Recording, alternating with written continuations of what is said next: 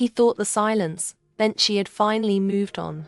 He didn't realize it was the first time she had stopped trying to carry both of their hearts, and somehow, that was the moment his own finally started speaking. He kept saying he needed space. Not in a cruel way. At least, I don't think he meant it cruelly. He said it the way exhausted people say they need sleep. The way overwhelmed people close another browser tab because there are simply too many open already. I just need a little room. I've got a lot going on. It's not you. That last sentence. It's amazing how many relationships slowly die inside those 3 words. Because sometimes it really isn't her. And somehow, that's almost worse. Because if she had done something terrible, there would have been somewhere to put the blame, somewhere to point. Instead, he walked away carrying something he couldn't even name. At first, the silence felt exactly like what he'd been asking for. No long conversations at midnight. No difficult questions about where things were going. No moments where she'd look at him for just a second too long. As if she could see every thought he was trying so hard not to have. It felt lighter, or maybe quieter. Sometimes those aren't the same thing. He slept better the first couple of nights. Or at least he told himself he did. He stopped checking his phone every 15 minutes because he already knew there wouldn't be another paragraph waiting for him. No, can we talk? No, did I do something wrong? No, I miss you. He used to roll his eyes when those messages appeared. Not because he didn't care, because he didn't know what to do with them. There's a difference. People confuse emotional avoidance with emotional indifference all the time. They look almost identical from the outside. Inside, they feel completely different. One says, "I don't love you." The other whispers, "I don't know how to stand this much closeness." And that's much harder to admit. The strange part is, he didn't notice when the relief started changing shape. It wasn't dramatic. There wasn't one big moment where he suddenly realized he'd made a mistake. Life almost never works like that. It happened in embarrassingly ordinary pieces. He was making coffee one Tuesday morning. Nothing special. He reached for the sugar, then stopped, because she always laughed at how much sugar he used. One day you're going to realize you're basically drinking dessert. He used to pretend that joke annoyed him. So he'd deliberately add another spoonful, just to prove something. To who? He honestly couldn't tell you. Now the kitchen was completely quiet. He looked at the sugar, used 1 spoon, then stood there for a second wondering why he'd only used 1. He hated moments like that, not because they were painful, because they were ridiculous. Who misses someone over sugar? Apparently, people do. A few days later he heard someone laugh in a grocery store. It wasn't even her laugh. Not really. Just close enough. His head turned before his brain caught up. That tiny instinct. The body moving before the mind gives permission. He actually smiled. Then realized it wasn't her. The smile disappeared so quickly it almost embarrassed him. He looked down at a basket full of things he didn't actually need. Walked to another aisle. Pretended he had forgotten something. Nobody noticed. But his chest did. He would never tell his friends about moments like that. If they asked how things were going, "I'm good." You? Simple. Efficient. Conversation over. Because explaining something this small sounds almost pathetic out loud. Yeah. I accidentally thought a stranger laughed like her, and now I can't stop thinking about Tuesday. No one says that. So men carry strange little griefs in silence. Not because they're too strong. Because they don't know where to put them. He still insisted he wanted space. Even while reaching for his phone more often. Not to text her. Just to check. He'd unlock it. Scroll without thinking. Open Instagram. See her profile picture. Not tap it. Close the app. 5 minutes later he'd do exactly the same thing again. If someone had asked what he was looking for, he couldn't have answered. Maybe proof she missed him. Maybe proof she didn't. Somehow both possibilities scared him. If she posted herself smiling, that hurt. If she disappeared completely, that hurt too. Funny how the heart creates games it can't actually win. One night he even typed her name into the search bar, paused, stared at it, then locked the phone without opening anything, as if the unopened search somehow meant he still had self-control. We all have these tiny performances we put on for ourselves. I didn't really check. I almost texted, but I didn't. I don't care. Meanwhile, our screen time report quietly tells another story. There's another thing nobody talks about. Silence changes its sound over time. The first few days, it's peaceful. By the second week, it's noticeable. After that, it starts making echoes.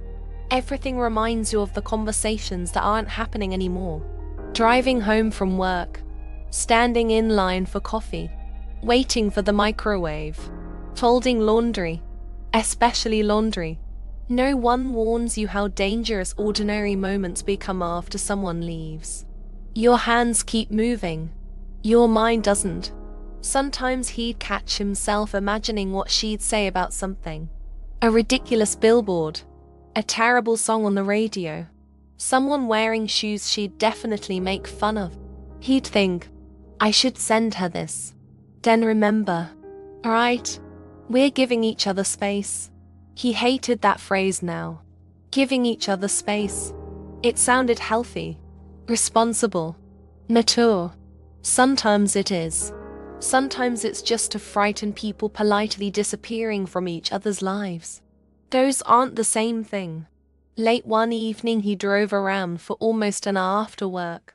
No destination. No music.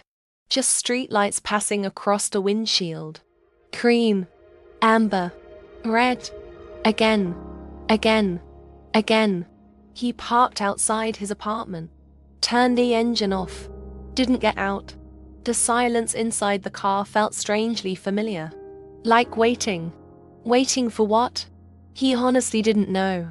His phone was sitting in the cup holder. Face down. He picked it up. Put it back down.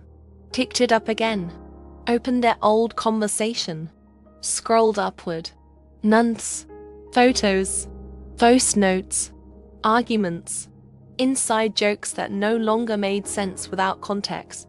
There was one message where she'd written, "Drive safely. Text me when you get home." He laughed. Actually laughed. A small, tired laugh, because he'd forgotten that someone used to wait for those messages. He whispered into the empty car, "I always got home." Then sat there another minute, because suddenly that wasn't the point. Sometimes his own mind started interrogating him. "You wanted this. I know. Then why are you here reading conversations from February?" "I'm not. You're literally doing it." "I was just looking." Looking for what? Silence. Because there wasn't a clean answer. Maybe he wanted evidence that she loved him. Maybe he wanted proof he hadn't imagined everything.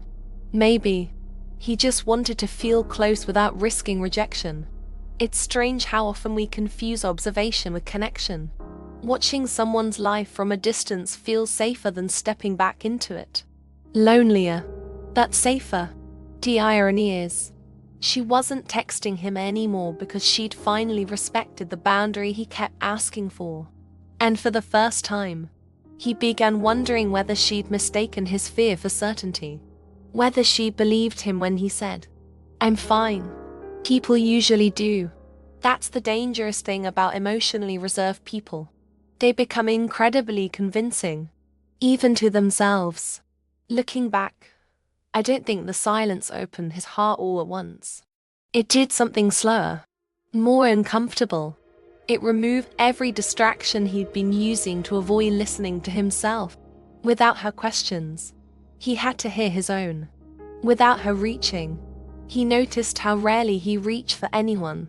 Without her trying to keep the connection alive, he discovered that relationships don't disappear in one dramatic ending. Sometimes they fade because one person keeps asking for less. Until one day the other finally believes them. And when that happens, the silence doesn't feel like freedom anymore. It feels like standing in a house you insisted on emptying, then realizing you never wanted to live there alone in the first place. The strange thing about regret is that it almost never chooses the moment you expect. People imagine men replaying the biggest fight, the screaming, the breakup, the dramatic goodbye in the rain. But that's usually not the memory that refuses to leave. It's something smaller, something almost forgettable, a sentence that didn't seem important until everything else disappeared around it.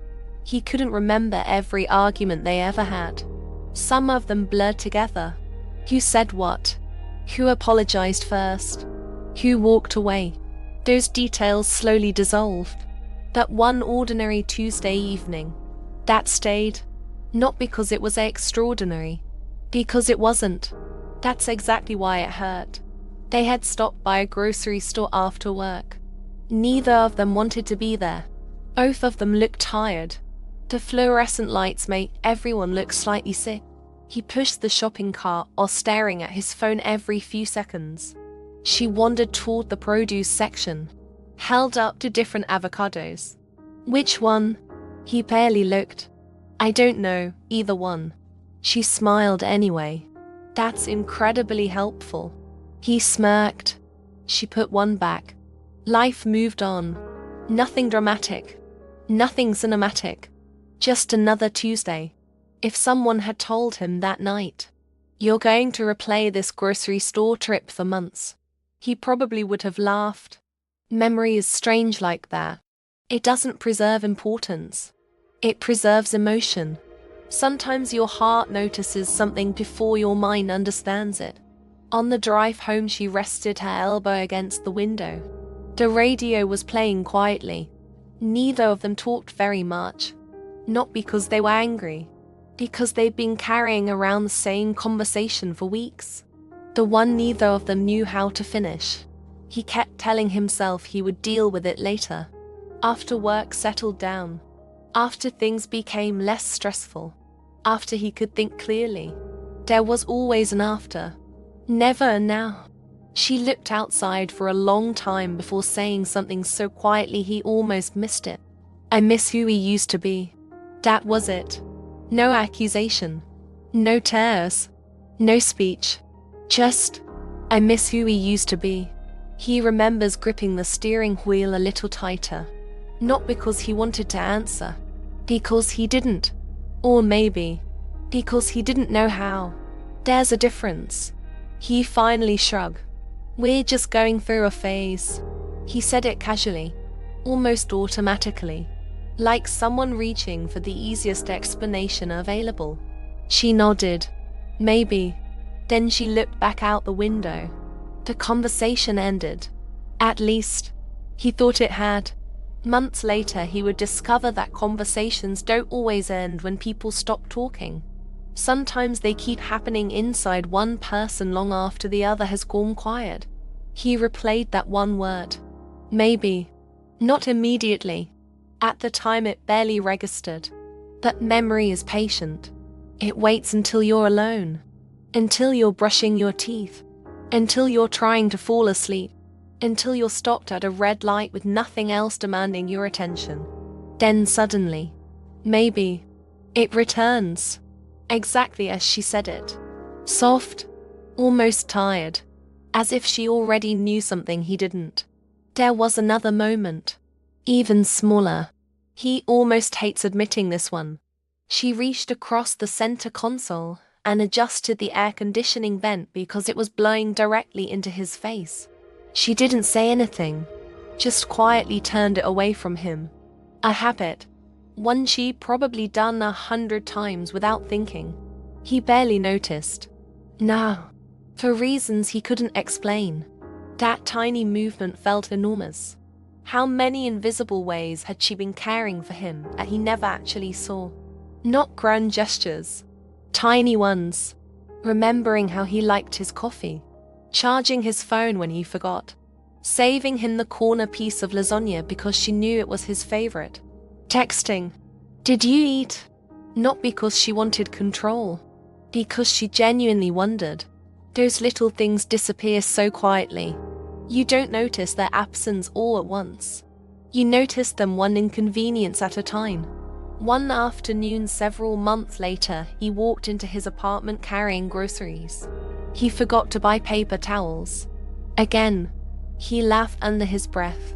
She always remembered paper towels. Who forgets paper towels? Apparently, he does.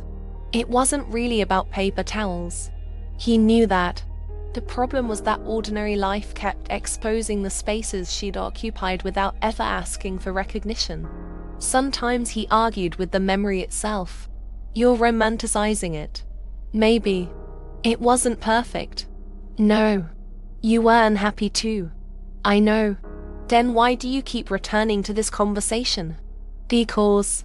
He never actually answered her. Not really. That's the part that stayed. Not her words. His silence. People think regret comes from saying the wrong thing. Sometimes it comes from saying almost nothing at all. From choosing comfort over honesty. From responding with half a sentence. Because the full truth feels too dangerous. If he had been honest that night, maybe the conversation would have sounded different. Maybe not better. Just real. Maybe he would have said, I know we've changed. I don't know why I'm pulling away. I hate that you're hurting. I'm overwhelmed. I'm scared that I can't be what you need. I'm scared that you'll discover I'm emotionally smaller than you think I am. But he didn't say any of that. Because vulnerability asks for words before certainty arrives. And he kept waiting until he understood everything. By then, she had already stopped asking. There's something painfully human about that. We delay difficult conversations because we want to have the perfect explanation. As if clarity arrives first. Usually it doesn't. Usually clarity arrives months later. Or standing in the cereal aisle wondering why buying groceries suddenly feels lonely. He remembered another sentence too. One that embarrassed him. After they got home that evening, she asked, Do you want to watch something together? He didn't even look up. I think I'm just going to play a game for a little while. A little while. Those 3 words. He played for almost 4 hours. She eventually went to bed alone. He kissed her forehead sometime after midnight when he finally climbed into bed. She was already asleep. Or pretending to be. He never knew. He wishes he'd asked. The frightening thing about emotional distance is how ordinary it looks while it's happening. No one thinks, this is the beginning of the end. They think, I'm tired. I've had a long day. We'll spend time tomorrow. Tomorrow becomes next week. Next week becomes someday. Then someday quietly expires. Now, every time he walked past his gaming headset, he remembered that evening. Not because the game mattered. Because of the choice. Not a malicious choice. An unconscious one. Relationships are rarely destroyed by one enormous decision. They're worn down by thousands of tiny moments where someone unknowingly says, not now. Eventually, the other person stops asking. One night he opened their old text messages. He wasn't looking for anything specific. Or maybe he was. He scrolled backward until he reached that week. There it was. A message from her the following morning. Hope work goes okay today. He had replied. Thanks. Just thanks. No heart. No question. No warmth. At the time it felt normal. Efficient. Now it looked like something written to a coworker. He stared at the screen for a long time. Then whispered, You deserved more than that. The room stayed quiet. Phones are cruel historians.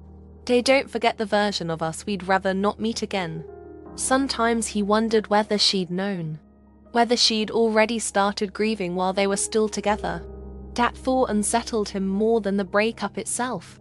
Because if she had, then she'd been carrying 2 realities at once. Loving him, and quietly preparing herself to survive without him. His mind kept replaying the last conversation like there had been a hidden message inside it. Maybe there was. Or AB regrets simply edits old memories until they feel like warnings. He couldn't tell anymore. Memory isn't a courtroom. It doesn't present evidence fairly. It keeps rearranging the furniture, adding light where there wasn't any, removing no's that actually existed, making one sentence louder than it ever sounded in real life. He knew that, and still, he couldn't stop replaying it. Sometimes, late at night, another conversation happened. Not with her, with himself. Why didn't you say anything? I thought there would be another chance. Did you? I think so. Or did you assume she'd always be there? Silence. Because that question reached somewhere deeper. Not arrogance. Not exactly. Something softer. More embarrassing. He had become so accustomed to her staying that he stopped noticing how much courage it took for her to keep reaching towards someone who wasn't always reaching back. Consistency is dangerous that way. We begin treating devotion like infrastructure, like electricity, like running water, always available, until one day, you turn the faucet, and nothing comes out. The last conversation wasn't unforgettable because it ended the relationship. It became unforgettable because it was the last time she quietly offered him a doorway into what she was feeling. And he stood there, hand on the handle, telling himself he would walk through it later. Later is a comforting word. Until one day, it's replaced by another. Too late. If you ask most men why they pull away, the answers usually sound practical. I've just been busy. I've had a lot on my mind.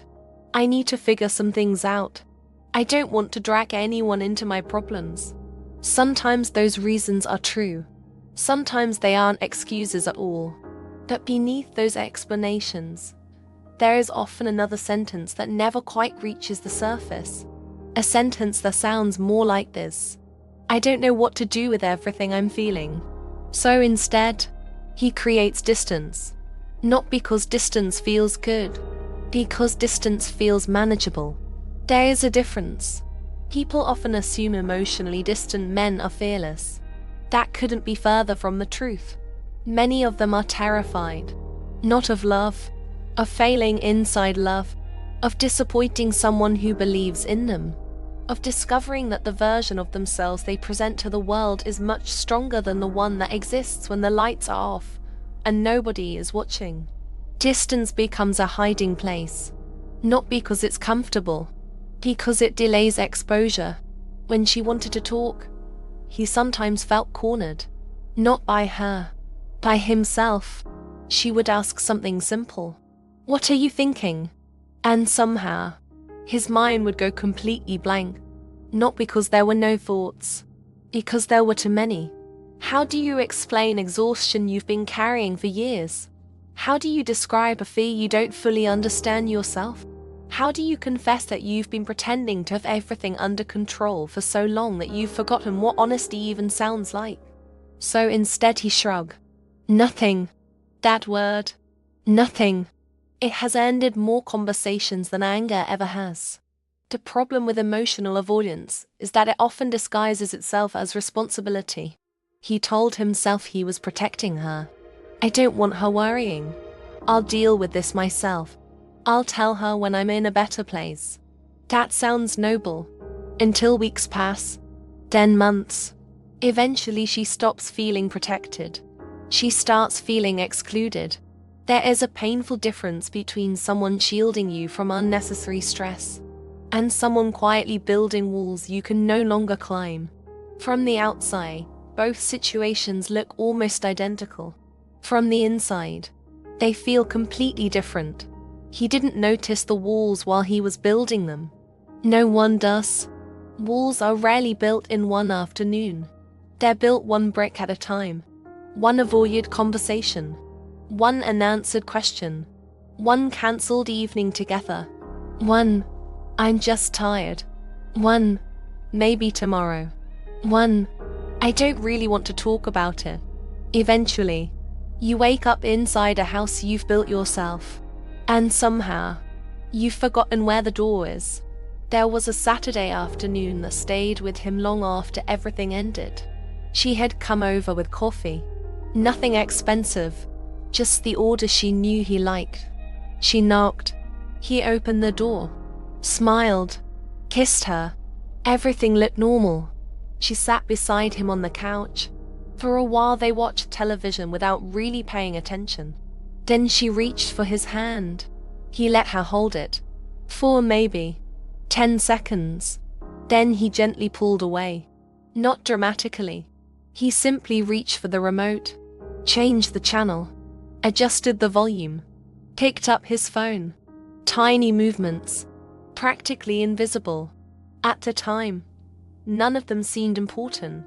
Months later he remembered every single one, because each tiny movement had quietly said, "Closeness makes me uncomfortable right now." He never intended those words. His body said them anyway. It's remarkable how often the body reveals what the mouth refuses to admit. He crossed his arms more often, stayed busy, worked later, answered questions while looking at the television instead of her face, laughed when conversations became serious, changed subjects, checked notifications that weren't even there. Little escapes, thousands of them, none large enough to start a fight, all of them large enough to create loneliness. She noticed.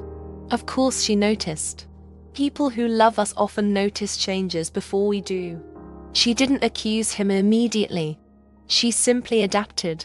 She asked fewer questions, waited longer before calling, stopped interrupting his silence.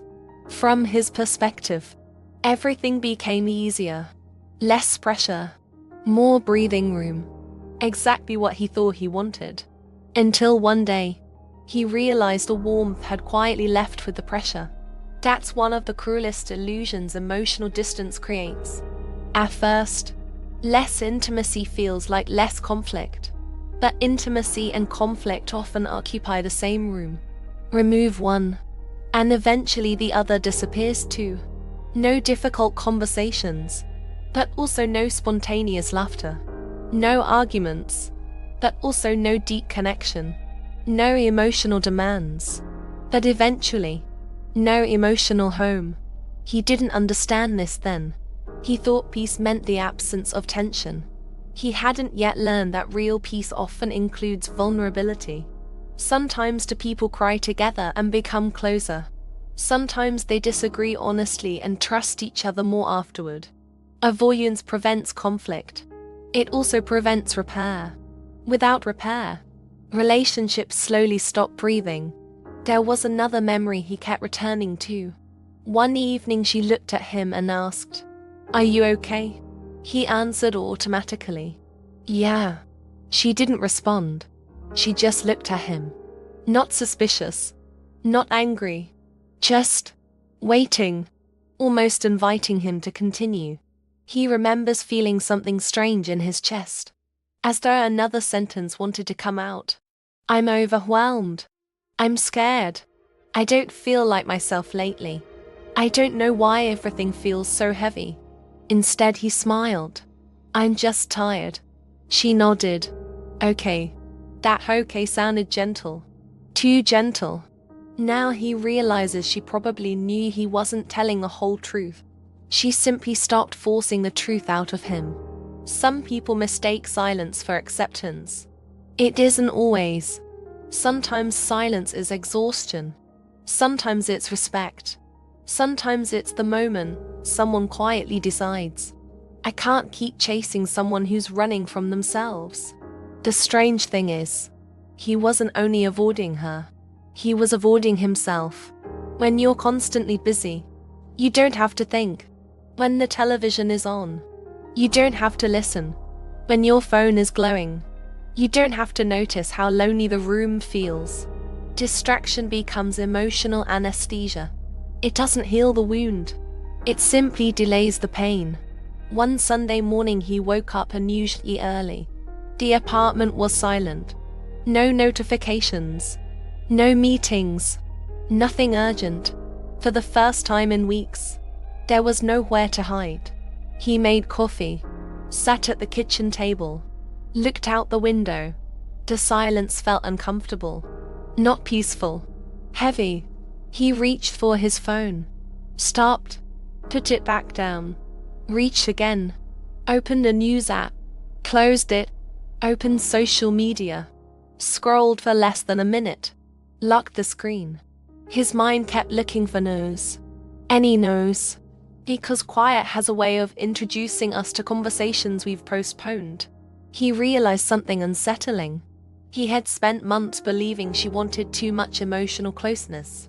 Now, sitting alone in an apartment that echoed when he walked through it, he discovered something worse. She hadn't wanted too much.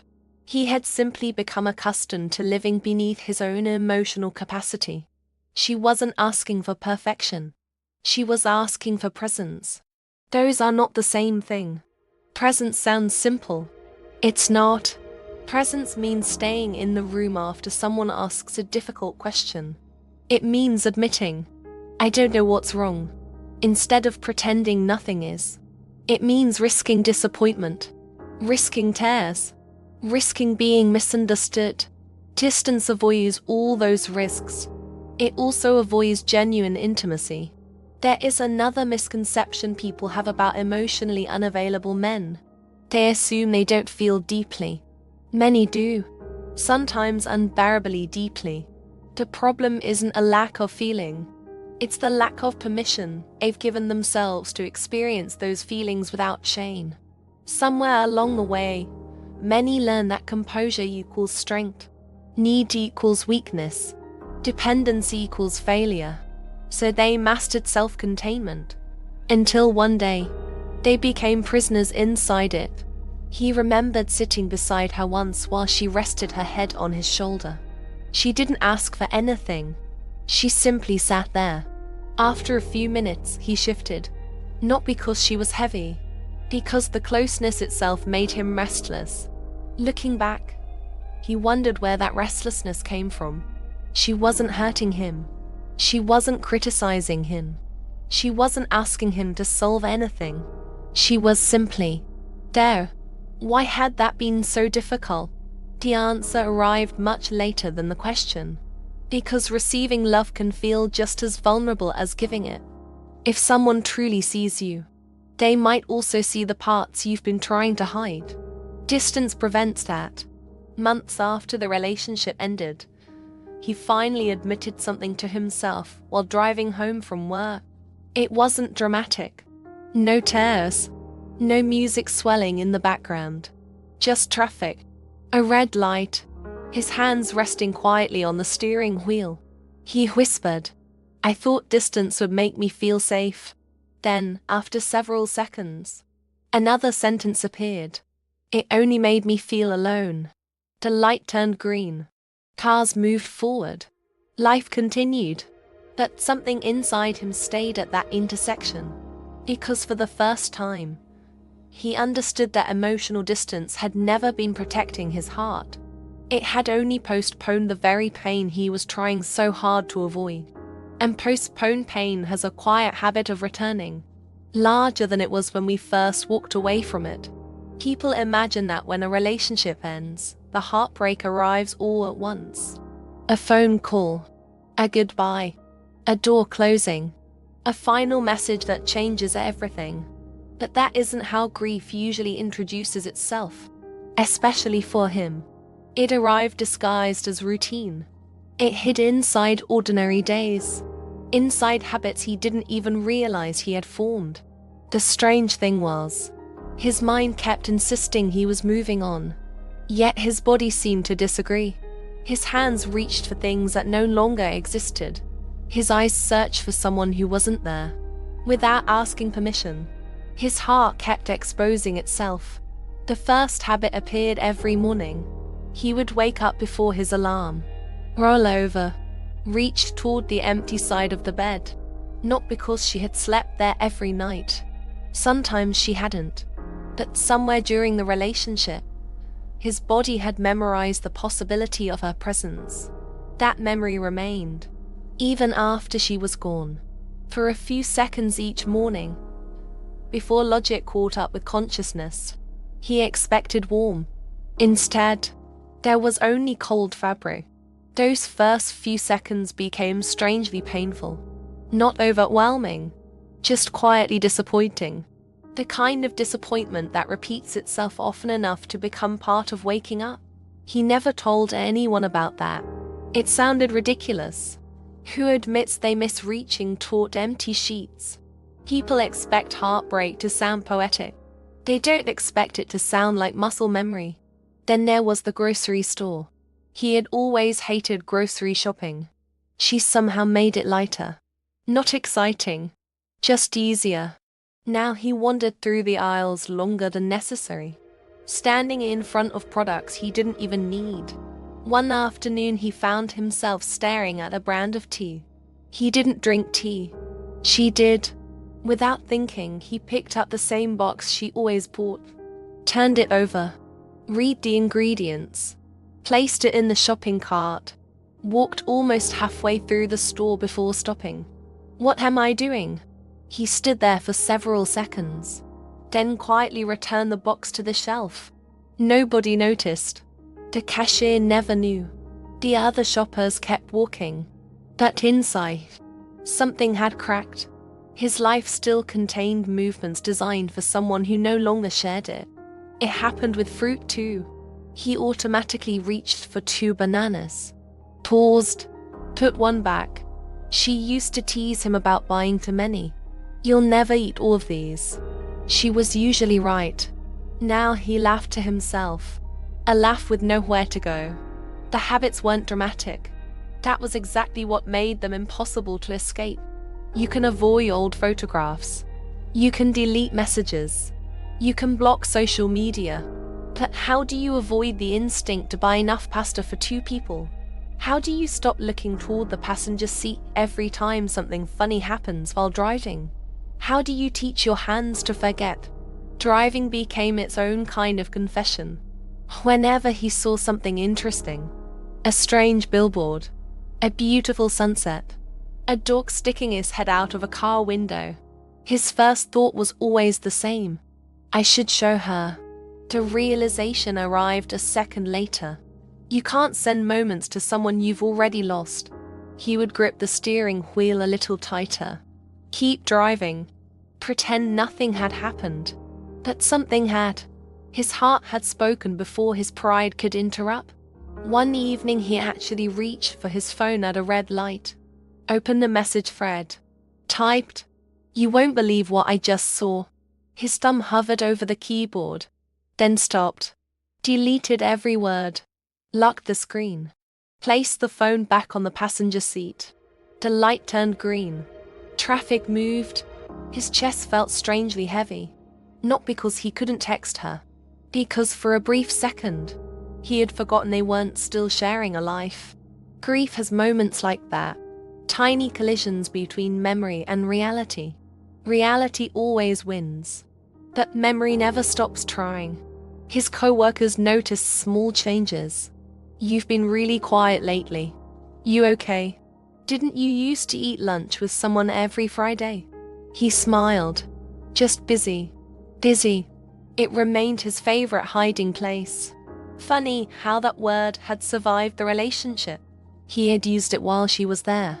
Now he used it after she was gone. The word hadn't changed. Only the loneliness behind it had. There was another habit.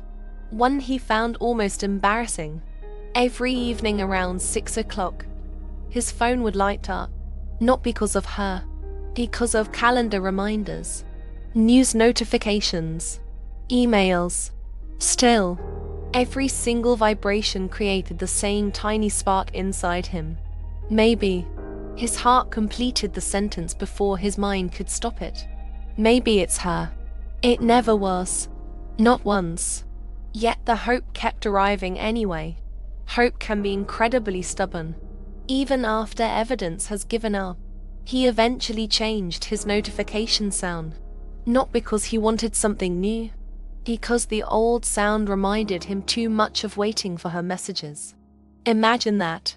Changing the sound of your phone because your nervous system had attached it to one specific person. No one prepares you for heartbreak at that level. Then there were songs. Everyone talks about songs after breakups, but it wasn't their song that hurt him. It was random ones. The song that happened to be playing while they cleaned the apartment. The one from the coffee shop where they sat during a rainstorm. The one playing quietly in the background while she fell asleep on the couch.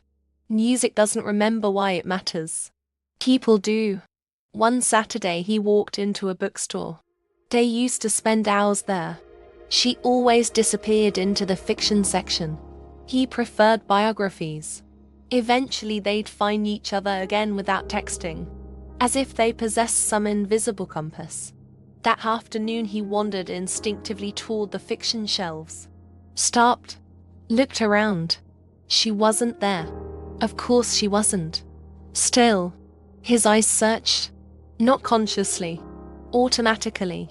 As though his brain had not yet updated the map of the world. He began noticing something unsettling. His body still behaved like someone in love. His schedule didn't. His conversations didn't. His future plans didn't. But his instincts, those hadn't received the news yet. There is something heartbreaking about delayed understanding. His emotions had always been slower than hers. While they were together, that difference frustrated her. After they separated, it punished him. She often recognized problems while they were still growing. He only understood them after they had already become memories. He remembered a conversation from months earlier. She had once said, "I don't need grand gestures." He smiled back then. "I know." But he hadn't known. Not really. If he had, he would have understood that love often survives inside ordinary repetition. The coffee made the same way every morning. The goodnight text. The extra blanket placed over someone's shoulders after they fall asleep. Asking, "Did you get home safely?" Remembering birthdays wasn't the difficult part. Remembering how someone liked the crust cut off their sandwich. That required attention. She had been paying attention. He hadn't realized how much. Until the attention disappeared. He burned dinner one night. Not badly. Just enough to make it taste awful. He threw it away. Ordered takeout. While waiting for the delivery driver, he laughed quietly. She always reminded him to lower the heat. "You always cook like you're racing someone." He used to roll his eyes. Now, he found himself lowering the heat anyway. No one was there to remind him. Some habits remain because they become useful. Others remain because they become sacred. Even his apartment exposed him. There was one coffee mug he never used anymore. It wasn't expensive. It had no sentimental message. She simply used it often.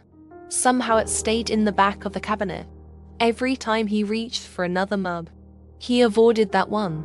Not intentionally. His hands simply moved around it. Months later he noticed. "Why have I never touched that mug?" He picked it up, held it for a long time, then washed it, even though it was already clean. Sometimes people clean objects because they don't know what else to do with their hands. The biggest betrayal came from his own language. Without realizing it, he continued speaking in plural. "We watched that movie. We usually go there. We love this restaurant." Friends rarely corrected him. Most pretended not to notice. Eventually he would stop mid-sentence. "We." The word hung in the air. He'd clear his throat. "I mean, I used to." That correction hurt every time.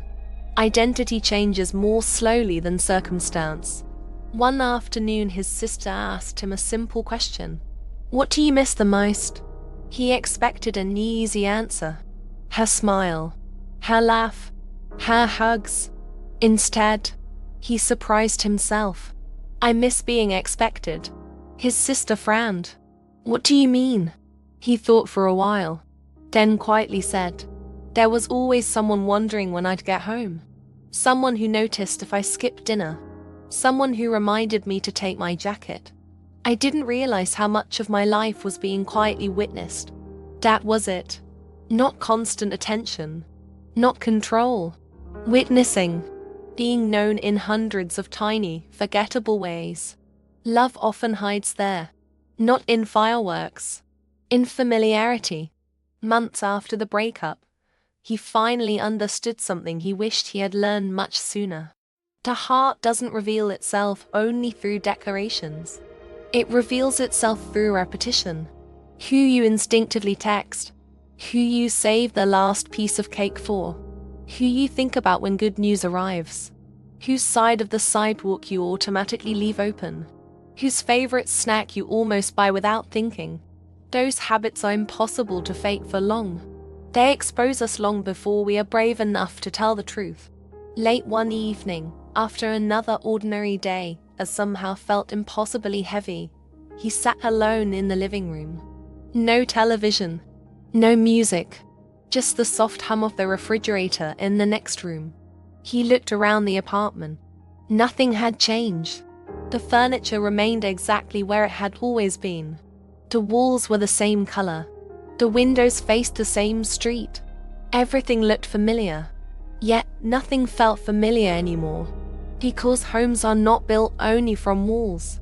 They are built from rituals, shared routines, invisible habits repeated until they become part of the architecture of everyday life.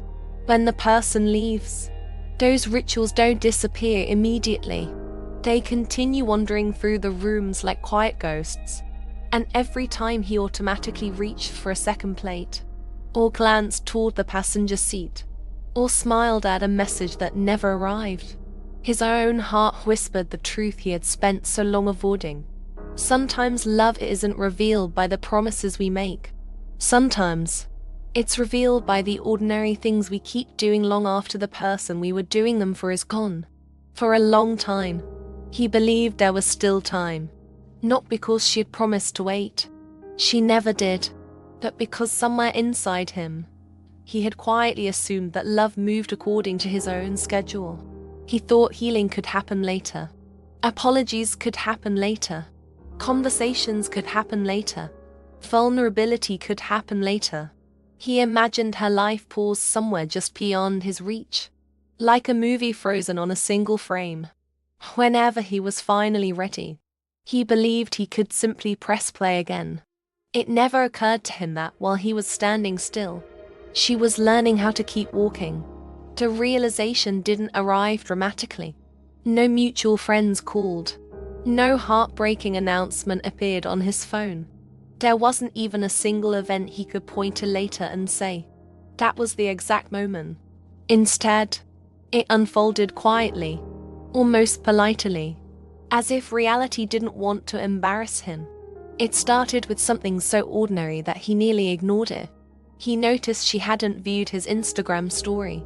That sounds insignificant, maybe even childish. But after the breakup, she still watched almost everything. Neither of them liked each other's posts. Neither of them sent messages. Yet, those tiny views had become their silent proof of existence. I'm still here. I see you. I haven't disappeared completely. Then one day, nothing. He refreshed the story. Still nothing. The next day, nothing again. He told himself she was busy. Maybe she hadn't opened the app. Maybe she'd forgotten. Maybe. That word had become his favorite form of self-protection. A week passed. Still nothing. Something uncomfortable began settling into his chest. Not panic. Not yet. Just absence. The kind that doesn't shout. The kind that slowly fills every quiet corner. He clicked on her profile. Everything looked normal. She was posting, laughing with friends, sharing pictures of sunsets, coffee, books. Nothing extraordinary. What felt extraordinary was that she no longer seemed to be looking over her shoulder. He hated himself for noticing. He enlarged every picture, studied backgrounds, wondered who had taken them. Was someone standing behind the camera? Was she seeing someone? Why does she look lighter? Then another thought interrupted him. A painful one. What if she isn't happier because she found someone else? What if she's happier because she finally stopped waiting for me? That possibility hurt even more. People often imagine regret begins when someone else replaces you. Sometimes it begins much earlier. It begins the moment you realize they no longer organize their emotional world around your absence. He remembered how she used to wait. She waited for replies, waited for him to finish work, waited for weekends, waited for difficult conversations, waited for him to become emotionally available. She waited with remarkable patience. Not perfect patience. There were tears, arguments, long silences. But beneath all of them, there was hope. Hope is another form of waiting. Eventually, hope grows tired. One Friday evening he drove past the small cafe where they used to meet after work. He almost didn't look. Then he did. She wasn't there. Of course she wasn't. Still, he slowed the car. Some part of him had expected life to preserve that place exactly as he remembered it, as though memory possessed the power to freeze time. Instead, the cafe had new tables, different flowers outside. Even the menu board had changed. He smiled bitterly. The world had moved on before he did. That became the pattern. Everywhere he looked, life continued. The bookstore rearranged its shelves. Their favorite restaurant hired new staff. The barista, who once knew both their names, now greeted him alone. Just one today. She didn't mean anything by it. It was a perfectly ordinary question. Still, he felt it. Just one. Yes, just one. One afternoon he accidentally met one of her friends at the grocery store. They exchanged polite smiles. Small talk. Weather. Work. Nothing important. Then she casually mentioned, "She's doing really well." He nodded. "That's good." The conversation continued, then ended. He walked toward his car carrying the grocery bags. Halfway there, he stopped. Doing really well. For ordinary words. Why did they hurt so much? Because for months he'd secretly imagined she was hurting exactly as much as he was. Not because he wanted her to suffer. Because equal suffering felt like proof that the relationship still existed somewhere. If she was healing, what did that say about everything he postponed? That night he couldn't sleep. He kept replaying those words. Doing really well. He wondered what that actually meant. Did she still cry sometimes? Probably. Did she still think about him? Maybe. Healing doesn't erase history. It simply changes how often history interrupts the present. He realized something uncomfortable. He had mistaken occasional memories for ongoing love. Those aren't always the same thing. Weeks later, he found an old receipt inside his jacket pocket. Coffee, 2 drinks, 1 blueberry muffin. The date surprised him. It had been nearly a year. He stared at the faded ink. An entire year. How had that happened? He could still remember the smell of her perfume from that morning. Yet, 12 months had quietly disappeared. Time is strange after heartbreak. Some memories remain crystal clear. Entire seasons vanish. He sat on his couch holding that receipt, thinking. For the first time, he imagined her apartment. Not with sadness, with curiosity. What had changed? Did she rearrange the furniture? Buy new pillows? Replace the photographs? Maybe she painted the walls.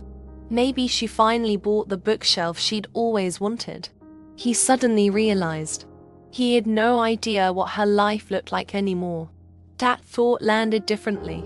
There was a time when he knew which side of the bed she preferred, which cereal she bought, how she tied her hair before sleeping, what movie she watched whenever she was sick. Now, he didn't even know what color her living room looked like. She had become a stranger carrying a familiar face. That realization frightened him more than the breakup itself. Because breakups feel temporary. Strangers feel permanent. One Sunday morning he opened their old conversation. Not to text, just to read. He scrolled upward. Past birthdays. Vacation photos. Random jokes, voice messages, pictures of food, tiny arguments that seemed almost adorable now. Then he noticed something. Toward the end, the conversation changed. The messages became shorter. Her paragraphs became simpler. She stopped asking, "How's your day?" Instead, she wrote, "Hope work went okay." Later, she stopped saying even that. The affection hadn't disappeared overnight. It had slowly run out of places to land. He whispered something to himself. "I thought she stopped loving me." Another thought answered, "No, she stopped expecting you." Those are completely different experiences. Love often survives disappointment longer than expectation does. Expectation says, "I believe we'll get there." When expectation dies, love has nowhere left to travel. He remembered the final months differently now. Back then, he thought she had become quieter because she cared less. Now he wondered if she'd become quieter because she finally understood that repeating herself wouldn't change anything. There is a special kind of exhaustion that comes from asking for emotional connection over and over again. Eventually, people stop asking, not because the need disappears, because hope does. He kept returning to one particular memory. She had looked at him one evening while washing dishes. Without anger, without tears, she simply asked, "Do you think we're okay?" He barely looked up from his phone. "Yeah." She nodded. "Okay." At the time, he felt relieved. Conversation avoided. Problem solved. Now, he wished she had argued, yelled, cried, anything. Because arguments mean someone still believes something can change. Calm acceptance sometimes means they're already beginning to leave emotionally, even if their body is still standing in the kitchen beside you. Months later, he finally understood why her silence near the end felt different. It wasn't peaceful. It wasn't forgiveness. It was preparation. She had started practicing life without him, while he still believed they had unlimited tomorrows. One rainy afternoon, he walked through a park they used to visit together. The same benches, the same pond, the same walking path. Only one thing had changed. He noticed couples laughing around him without feeling jealous. Instead, he felt strangely invisible. Not because no one saw him, because no one knew the version of him that had once existed there. Memory is lonely that way. Places remember nothing. Only people do. He sat on a bench for nearly an hour, watching ducks cross the water, watching strangers pass, watching children feed birds. His phone buzzed. A work email. Nothing important. He put it away again. Then, almost instinctively, he imagined her somewhere else in the city. Maybe she was reading. Maybe meeting friends. Maybe grocery shopping. Maybe laughing at something he'd never hear about. For the first time, that image didn't make him angry. It made him sad. Not because she was happy, because her happiness no longer included him. There is a difference. One comes from jealousy. The other comes from acceptance. As the afternoon faded into evening, he realized he'd been asking himself the wrong question all along. He kept wondering, does she still love me? Maybe, maybe not. That question no longer mattered. The more honest question was this: does she still need me to become the person I never became? The answer arrived almost immediately. No. She had stopped waiting for that version of him. Not because she stopped believing in growth, because she finally believed she deserved a life that wasn't built on potential alone. He closed his eyes, took a slow breath. For months he had imagined that love was waiting quietly on the other side of his fear. Now he understood something far more painful. Love had waited, patiently, longer than most people would have. But waiting is not infinite. Even the deepest devotion eventually reaches the point where staying hurts more than leaving. When that happens, people don't always walk away because they love less. Sometimes they walk away because they have finally learned to love themselves enough to stop living inside someone else's unfinished promises. And sitting alone on that weathered park bench, listening to the rain soften against the leaves above him, he finally accepted the truth he had been avoiding since the day she left. The hardest moment isn't realizing someone is gone. The hardest moment is realizing they stopped waiting long before you ever noticed they had begun to leave. There are conversations that happen between two people, and then there are conversations that happen inside one person, long after the other has gone. No one hears them. No one interrupts them. No one wins them. They repeat during traffic lights, during sleepless nights, while standing in the shower, while washing dishes, while pretending to pay attention during meetings. These are the arguments no one sees, the ones that slowly reshape a person from the inside. He never admitted how often he argued with himself. Outwardly, he looked composed. He went to work, answered emails, paid bills, met deadlines, laughed at the appropriate moments. If someone had asked him how he was doing, he probably would have answered the same way he always had. I'm okay. But inside, there were two versions of him. One wanted to reach out. The other insisted it was too late. One whispered, "Tell her the truth." The other answered, "What's the point now?"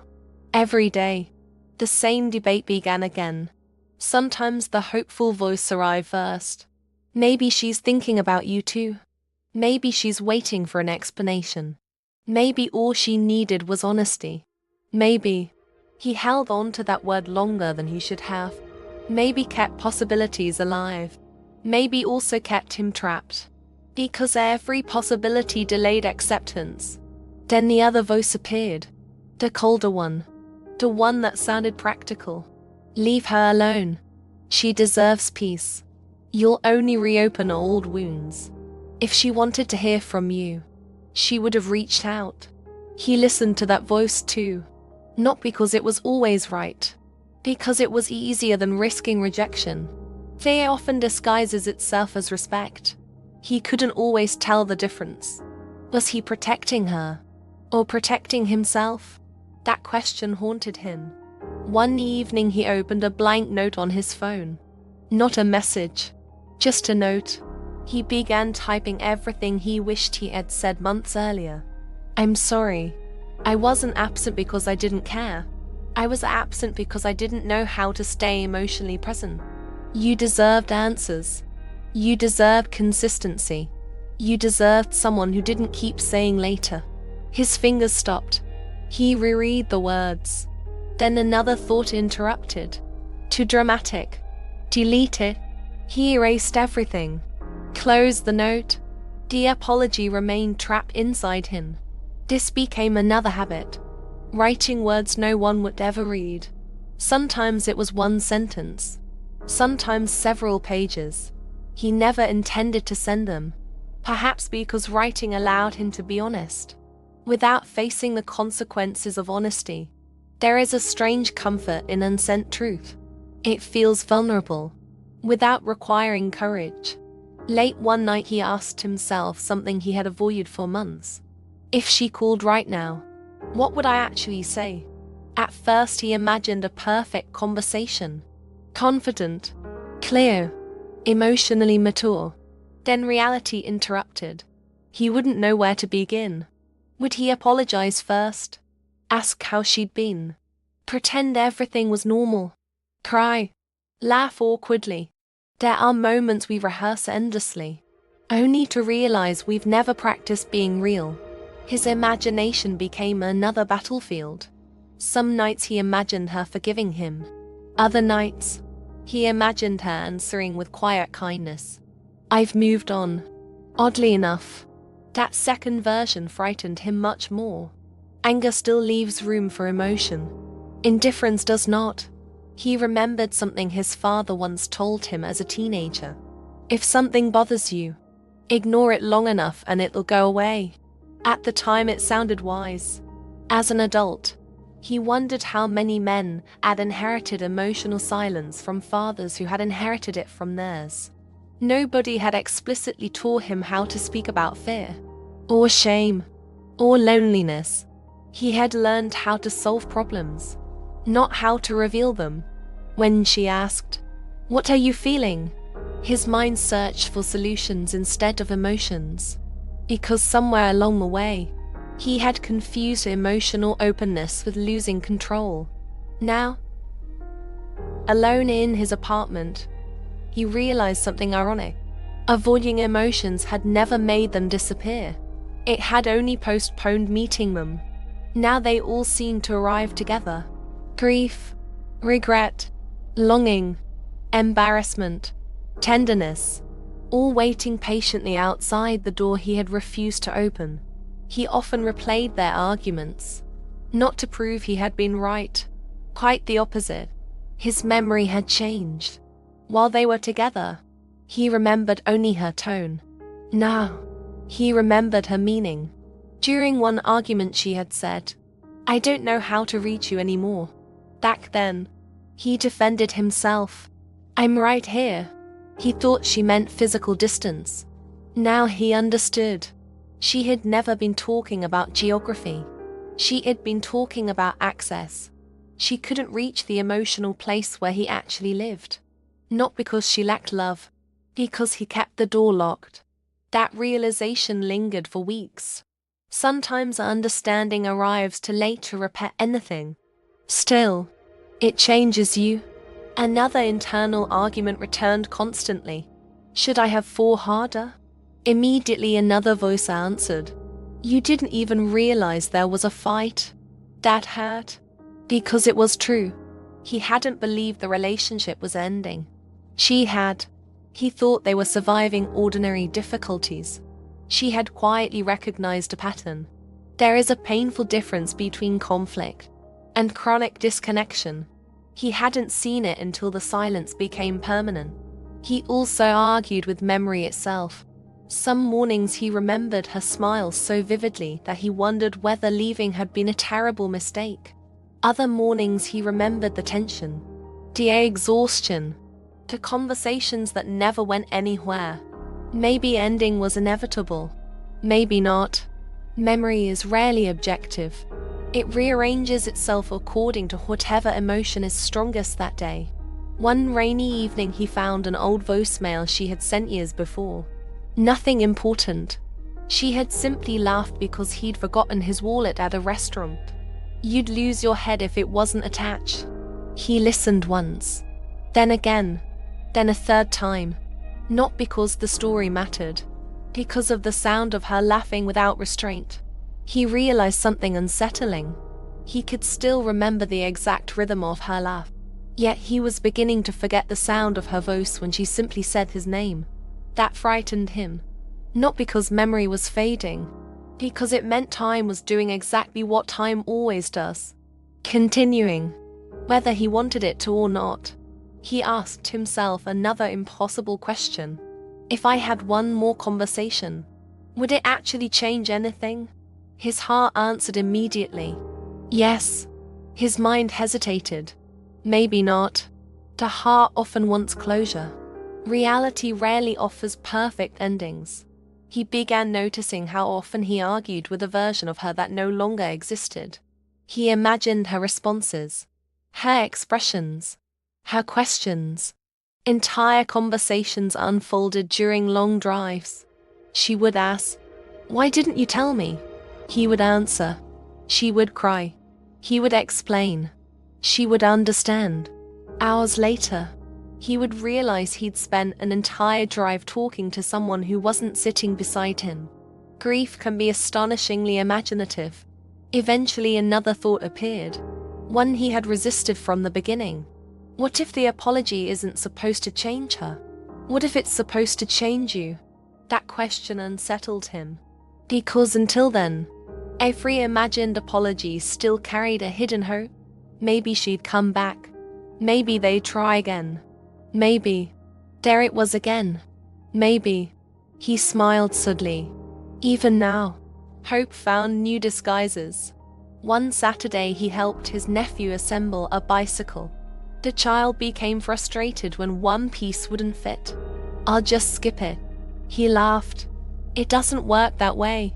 You have to put every piece where it belongs." His nephew frowned. "Why?" "Because even a small missing piece affects everything else." The words left his mouth before he realized they weren't only about bicycles.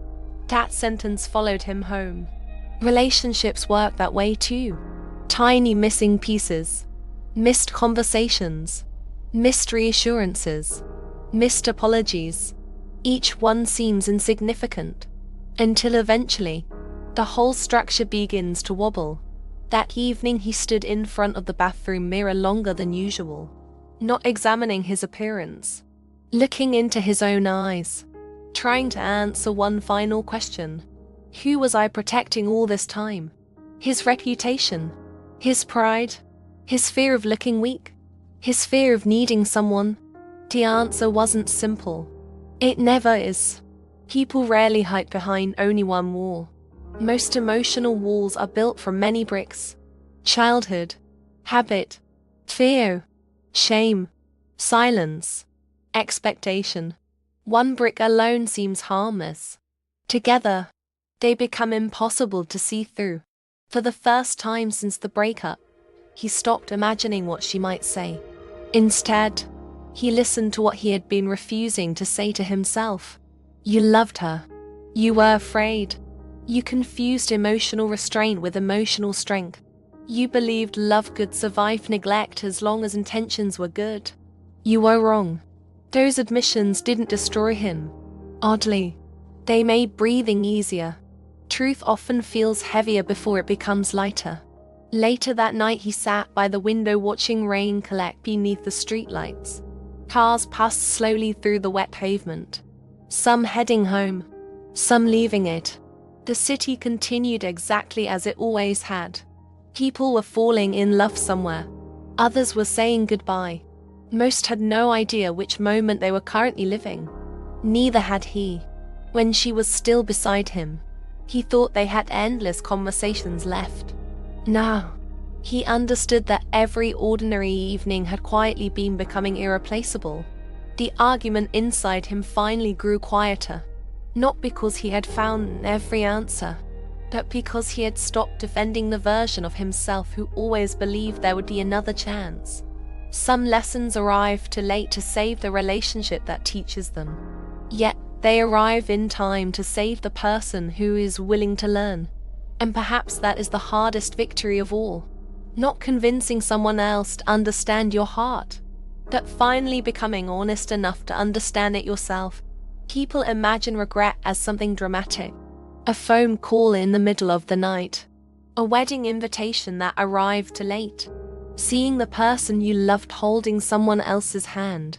One overwhelming moment that changes everything.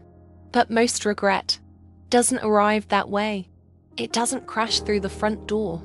It slips quietly through an open window. It settles into ordinary afternoons. It waits inside familiar routines. It grows so gradually that one day you realize it has been living with you for months. He expected heartbreak to be loud. Instead, it became strangely domestic. He still made coffee every morning, still folded laundry, still stopped for gas on the way home, still complained about traffic. From the outside, his life looked almost identical. Only one invisible thing had changed. Everything ordinary now carried a shadow. The first time he truly felt it wasn't on an anniversary. It wasn't her birthday. It wasn't Valentine's Day. It happened on an ordinary Tuesday.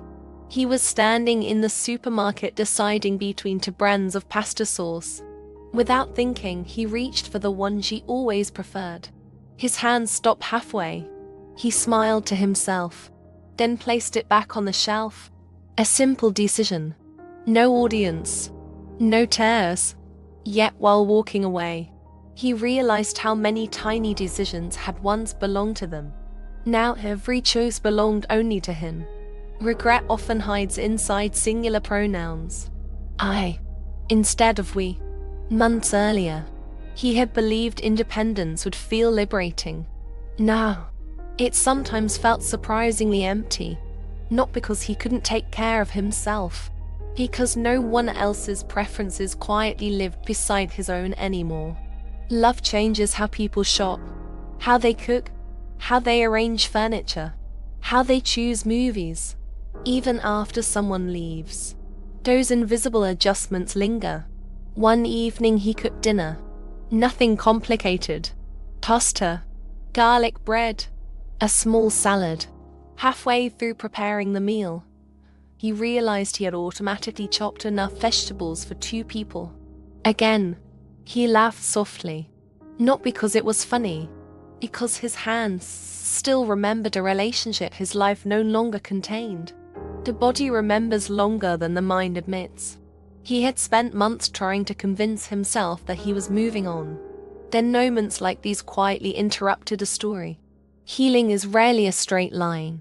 Sometimes you feel stronger. Sometimes an empty chair at your dining table says more than memory ever could. He stopped by a hardware store one Saturday. While paying, the cashier asked, "Working on a home project?" He nodded. "Just fixing a cabinet." Driving home, he remembered how she used to tease him whenever he insisted on repairing things himself. "You'll spend 3 hours fixing something we could replace in 10 minutes. He would roll his eyes. She would laugh. Eventually, they'd fix it together anyway. He had forgotten that memory completely. Or at least, he thought he had. Regret has an unusual relationship with memory. It doesn't necessarily preserve the biggest moments. It preserves the unfinished ones. The conversations that ended too quickly. The hugs that became routine. The ordinary Saturdays we never imagined we'd miss. As autumn arrived, the air became cooler. One evening he opened the closet to find a jacket. Her scarf was still hanging inside. He had overlooked it for nearly a year. It smelled like nothing now. Time had erased the perfume long ago. Still, he held it for several minutes. Not because of the scarf itself, because it represented something impossible. Evidence that another life had once existed inside these walls. He folded it carefully, placed it back, closed the closet. Sometimes letting go doesn't happen because we are ready. Sometimes we simply postpone the decision. He noticed another change. His conversations with friends had become different. At first they asked about the breakup, then they asked less often. Eventually, they stopped asking altogether. Life naturally moved on. No one was being insensitive. People simply assumed time had done its work. They couldn't see that regret doesn't follow calendars. It follows quiet moments. One Friday after work, his co-workers invited him out for dinner. He almost declined, then decided to go. The restaurant was crowded. People laughed. Music filled the room. Someone at the table told an embarrassing story from college. Everyone laughed, including him. For a few seconds, he genuinely forgot his sadness. Then someone beside him reached across the table to refill another person's glass. Such a tiny gesture. Automatic. Thoughtful. Without asking. He froze for just a moment. She used to do that. Not because anyone expected her to. Because caring had become instinct. The laughter around him continued. No one noticed the silence that briefly settled inside him. Regret often arrives while everyone else is having a perfectly normal evening. He wondered why certain memories refused to disappear. It wasn't their vacations, or expensive gifts, or anniversary dinners. Instead, he remembered rainy grocery trips, her reminding him to bring an umbrella, the way she'd quietly straighten his crooked collar before they entered a restaurant, how she'd always leave one bite of dessert for him because she knew he'd finish it anyway. These moments seemed insignificant when they happened. Now they felt enormous. Perhaps because love rarely announces itself while we're living it. It disguises itself as routine. One afternoon he found himself driving toward her old neighborhood. Not intentionally. His mind had wandered. By the time he noticed where he was only 2 streets away. He stopped at a red light. The familiar bakery stood on the corner. The florist was still there. Everything looked almost exactly the same. Except, he realized he no longer knew whether she still lived nearby. He had been navigating toward a memory, not a destination. When the light turned green, he kept driving, not toward her street, away from it. Some goodbyes happen with footsteps. Others happen quietly at traffic lights. Winter arrived. The holidays came. Family gatherings, decorations, lights across neighborhood windows.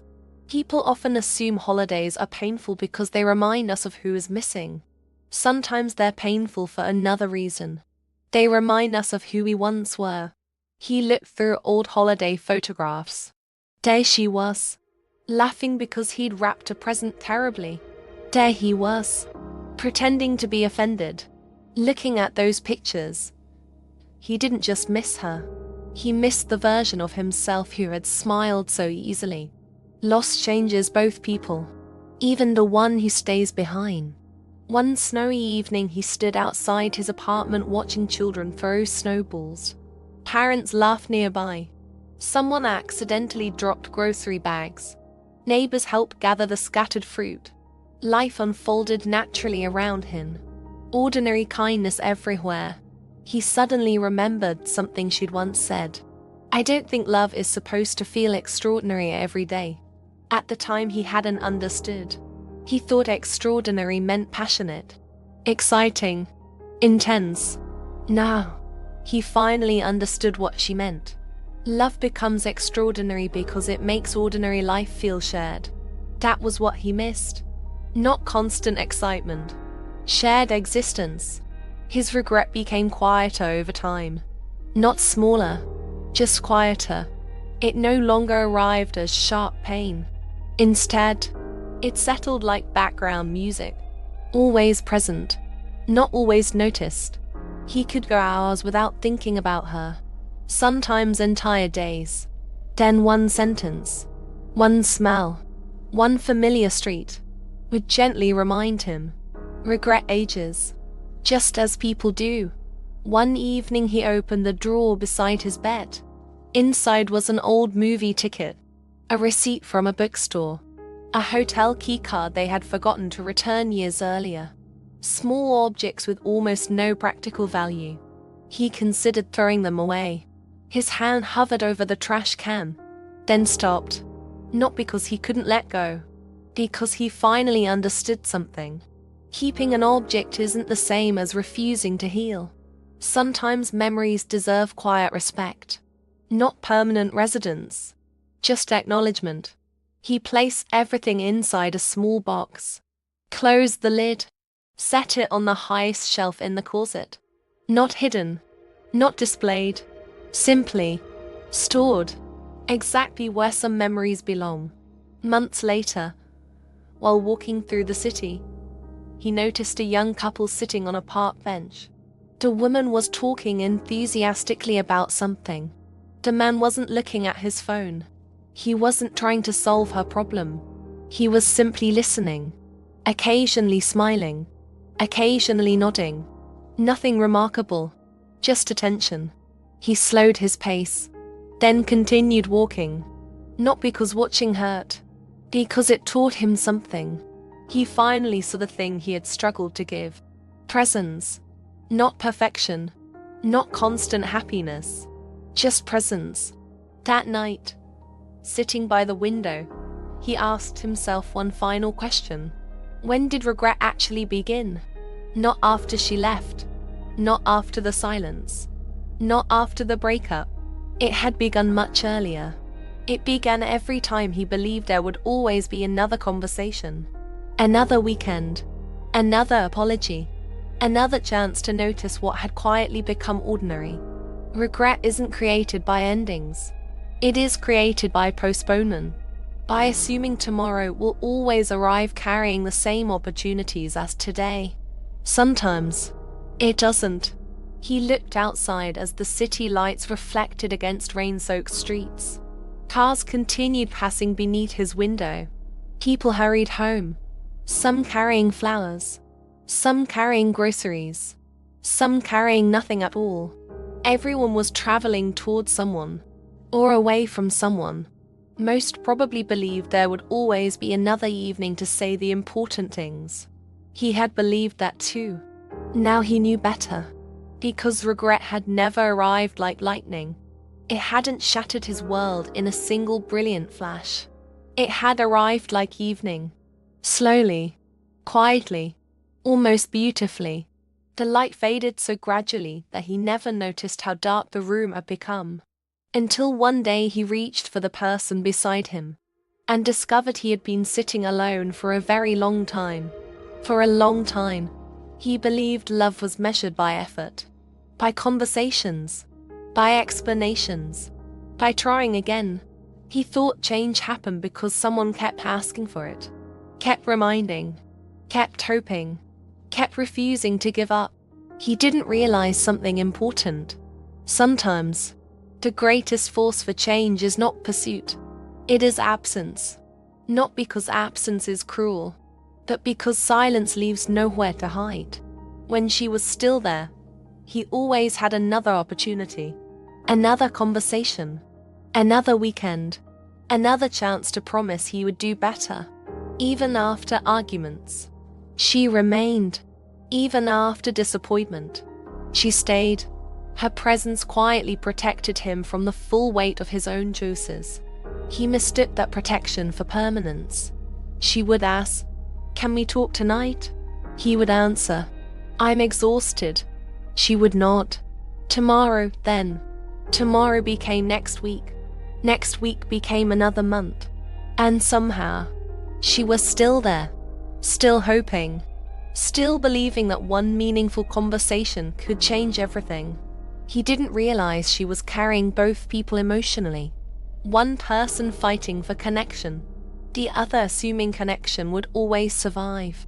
It is surprisingly easy to postpone growth when someone keeps believing in you. Then one day, she stopped asking. Not dramatically, not angrily, quietly, almost gently. At first, he thought the silence meant peace. No difficult conversations, no emotional pressure, no uncomfortable questions. The apartment felt calmer. The phone rang less. The evenings became predictable. He interpreted the quiet as improvement. He had no idea. It was surrender. People often misunderstand silence. Silence isn't always the absence of love. Sometimes, it's the absence of expectation. She stopped explaining because she realized explanations were no longer changing anything. She stopped repeating herself because repetition had become exhausting. She stopped asking him to notice her sadness because she no longer believed he would. That wasn't revenge. It was acceptance. Months after the breakup, he found himself wondering why her silence affected him so deeply. Why now? Why not while they were still together? Why had countless conversations failed, while quiet distance succeeded? The answer slowly revealed itself. Words gave him something to respond to. Silence forced him to respond to himself. When she was talking, he could defend himself. "I've been busy. I didn't mean it. You're overthinking. We'll figure it out." Every explanation gave him somewhere to hide. That silence offered no argument, no debate, no distraction, only reflection. Without her voice filling the space, his own conscience became louder. And unlike arguments, conscience doesn't care about winning. It only cares about truth. He remembered a particular evening. She had been sitting beside him on the couch. The television was on. Neither of them was really watching it. She quietly asked, "Do you ever wonder what we'll be like in 10 years? Without looking away from the screen, he answered, "I don't know." She waited, perhaps expecting more. Nothing came. After several seconds, she smiled politely and said, "Okay." At the time, he thought the conversation had simply ended. Now he understood. It hadn't ended. It had disappointed her. She wasn't asking for certainty. She was asking whether he imagined a future that included her. He answered the question literally. She had asked it emotionally. There are many ways to miss someone. Sometimes you miss their laughter. Sometimes their touch. Sometimes the way they made coffee. But eventually, he realized what he missed most. He missed having someone who kept inviting him into a deeper version of himself. She hadn't been trying to change his personality. She had been trying to reach it. He never appreciated how patient she had been. Patience is difficult to recognize while someone is still offering it. Only after it's gone do we realize how much room another person quietly made for us. He began replaying her questions. Not her complaints. Her questions. What are you thinking? Are you okay? Do you still enjoy spending time together? Can you tell me what's going on? Each question had sounded ordinary. Now, they felt like unopened letters. He had answered them quickly. Sometimes with one word. Sometimes with a shrug. He thought the questions would come again. Eventually, they stopped coming altogether. Silence is different from distance. Distance still allows hope. Silence quietly removes it. One afternoon he passed a couple sitting at a small cafe. The woman was speaking animatedly. The man wasn't saying much. For a brief moment he judged him. Listen. Put your phone away. Ask another question. Then he stopped himself. Months earlier, someone walking past them might have thought exactly the same thing about him.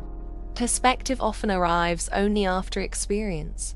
He wondered what would have happened if she had continued chasing him forever. Would he have changed? Maybe. But probably not. Not completely. Because urgency belongs to the person doing the chasing. Comfort belongs to the person being chased. As long as she continued reaching, he could continue delaying. Her pursuit accidentally protected him from confronting himself. Her silence removed that protection. That realization hurt. Not because it accused her, because it exposed him. He remembered something small. One Sunday morning she had gotten dressed early. "I'm going to the farmer's market." He barely looked up. "Okay." She paused. "You want to come?" "I'm tired." She smiled. "No problem." When she returned, she showed him fresh flowers she bought for the apartment. He nodded politely. "They're nice." That was all. Years later, he understood the invitation had never been about vegetables or flowers. She wanted shared experiences, tiny ordinary memories. Another Sunday they could someday laugh about. He had mistaken invitations for logistics. She had meant intimacy. The more he reflected, the more he realized how often love speaks quietly, rarely through dramatic declarations, mostly through simple invitations. "Come with me. Look at this. Taste this. Tell me about your day. Sit here." Every invitation says the same thing beneath the surface. "I want to share my life with you." She stopped making those invitations before she stopped loving him. That truth stayed with him. One evening he noticed something unexpected. He had begun listening differently. His sister called. Instead of rushing the conversation, he asked questions. His mother talked about her garden. He didn't interrupt. A co-worker mentioned feeling overwhelmed. For the first time, instead of offering immediate solutions, he simply said, "That sounds difficult." The conversation continued naturally. Driving home, he realized something. Her silence had not only changed how he thought about her, it had changed how he listened to everyone else. Loss had quietly taught him the skill he once refused to learn. Presence. He wasn't becoming softer because life had become easier. He was becoming softer because regret had shown him the cost of emotional absence. Pain had become his teacher, not the teacher he wanted, the one he needed. Sometimes he wondered whether she would recognize him now. Not physically, emotionally. Would she notice the longer pauses before he answered? The way he looked people in the eyes? The questions he asked instead of avoiding? Would she believe this version of him existed? Perhaps. Perhaps not. Growth is strange. Sometimes it happens too late for the person who inspired it. Still, it matters. One rainy afternoon he visited the bookstore they used to love. The shelves looked almost identical. The old wooden staircase still creaked. The cafe upstairs still smelled like cinnamon. He picked up a novel. Inside the front cover someone had written, "The right words often arrive after the right silence." He smiled, closed the book. He didn't buy it. He didn't need to. The sentence had already stayed with him. Her silence hadn't punished him. It had revealed him. There is a difference. Punishment tries to create suffering. Truth simply removes distraction. For the first time in years, there was no one left to blame. Not work, not stress, not timing, not misunderstandings. Only himself. Oddly enough, that honesty became freeing. Responsibility often feels lighter than excuses, because responsibility gives us somewhere to grow. One night he dreamed about her. Not about reconciliation. Not about dramatic speeches. They were simply walking through a grocery store, talking about dinner, laughing over something insignificant. He woke before sunrise. For a moment, he felt overwhelming sadness. Then something unexpected happened. He smiled, not because he expected that life to return, because he finally appreciated what it had been. Gratitude slowly began replacing desperation. That was new. He realized healing had quietly changed direction. At first, he wanted another chance. Then, he wanted forgiveness. Now, he wanted understanding. Not understanding from her, from himself. He wanted to become the kind of man you wouldn't need someone else's silence to discover how to love well. That desire felt different. Less desperate. More honest. The apartment was still quiet. The mornings were still solitary. Her side of the bed remained empty. Those facts had not changed. What had changed was the man waking up each morning. Silence had become something different now. No longer a punishment. No longer an echo of abandonment. It had become a classroom. One where every ordinary day asked the same question. Will you keep becoming the person you wish you had been? Even if the person who inspired that change never comes back. There was no audience. No applause. No guarantee anyone would ever notice. Only one quiet answer, repeated in the small decisions of everyday life. Listen longer. Speak more honestly. Show up sooner. Love while the invitation still exists. Because the greatest tragedy isn't losing someone who once loved you. The greatest tragedy is needing their silence to teach you what their voice had been trying to say all along. There comes a moment after every great loss, when words finally arrive. Ironically, they arrive after the person who needed to hear them has stopped waiting. For months, he had imagined what he would say. Sometimes while driving. Sometimes while standing in the shower. Sometimes in the quiet minutes before sleep. Entire conversations are unfolded perfectly inside his mind. He apologized. She understood. They spoke honestly. There were tears. There was relief. Reality, however, required one small action. Pressing send. And somehow, that single action felt heavier than everything he had imagined. It began one sleepless night. The apartment was unusually quiet. Rain tapped softly against the windows. His phone rested on the nightstand. Without fully deciding to do it, he picked it up. Her name was still there, buried beneath months of silence. He stared at the screen for a long time. Not because he didn't know what to write, because he suddenly understood that every word carried consequences. Silence had protected him. A message would not. His thumbs hovered over the keyboard. He typed, "Hi." He looked at it, deleted it. Too casual, too small for everything that had happened. He tried again. I've been thinking about you. Delete. Too selfish.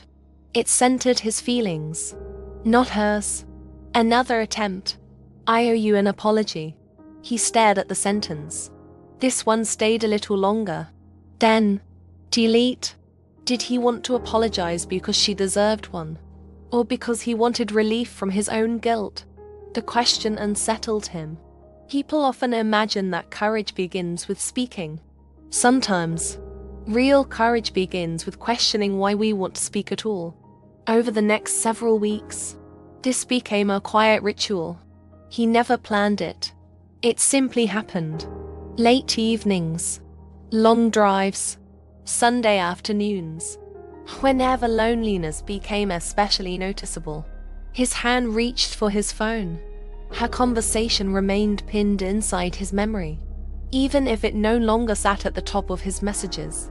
He typed, he erased, typed again, erased again. The unsent messages slowly became a diary no one would ever read. One message said, I finally understand what you're trying to tell me.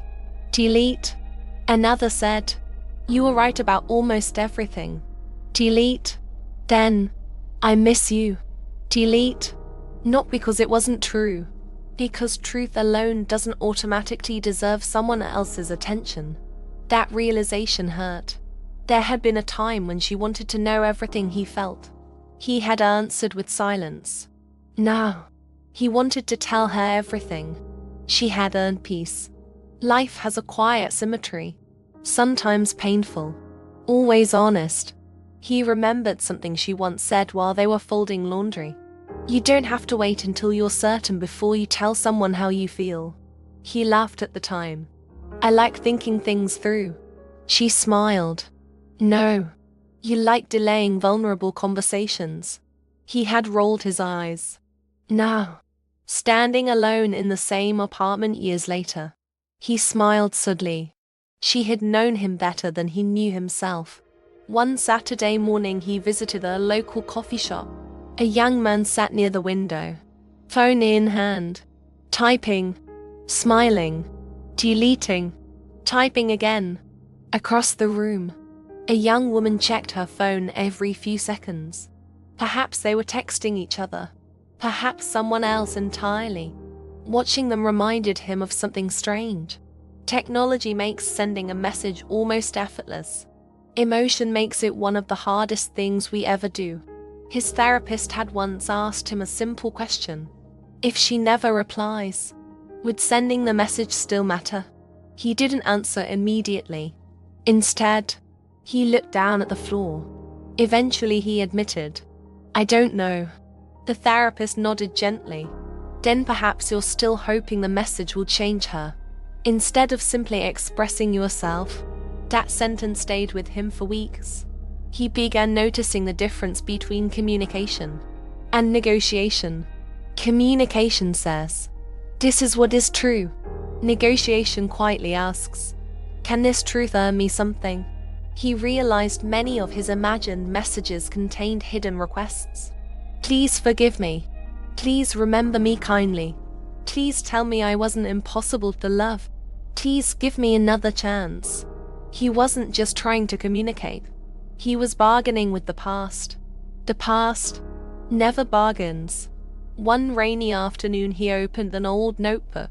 Inside were scattered grocery lists, vacation plans, random ideas. Near the back, he found something unexpected. A page she had written on years earlier. Just 6 words. Don't forget to buy coffee beans. Nothing romantic.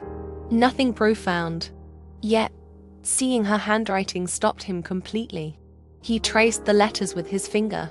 Not because of what they said. Because handwriting preserves personality in a way typed messages never can. For a brief moment, it felt like she had just stepped into another room. He closed the notebook carefully. Not crying. Simply breathing. Sometimes grief matures. It no longer demands tears. Only stillness. That evening, He opened their old message thread. He scrolled all the way to the beginning. Years disappeared beneath his fingertips. Vacation photos, inside jokes, voice notes, recipes, pictures of sunsets, complaints about work, good morning texts, random memes, tiny fragments of an ordinary life. Then, he noticed something he had never seen before. The rhythm changed. At the beginning, their conversations stretched endlessly. Questions led to stories. Stories led to laughter. Later, the exchanges became shorter. Okay, no worries. Sounds good. See you later. Eventually, many conversations ended because she stopped asking follow-up questions. Not because she had lost curiosity, because she had grown tired of carrying every conversation forward. He had mistaken shorter messages for maturity. Now he recognized exhaustion. He closed the phone, placed it face down, walked to the kitchen, made tea, not because he wanted tea, because he needed something for his hands to do. Some emotions become easier to hold while performing small tasks. Boiling water, washing dishes, folding towels. The body quietly helps the heart survive what the mind cannot immediately solve. Days passed, weeks. Still, the message remained unsent. Friends might have called it fear. He eventually realized it was something more complicated. Respect. He finally respected her silence enough not to interrupt it simply because loneliness had visited him. That distinction mattered. One evening while walking home, he saw an elderly couple sitting on a park bench. Neither of them spoke much. The woman simply rested her hand on the man's arm. They watched people passing. Nothing dramatic. Nothing cinematic. Yet he felt unexpectedly emotional. Years earlier, he believed love depended on extraordinary conversations. Now, he understood something else. The deepest intimacy often needs very few words. The tragedy wasn't that he had lacked beautiful speeches.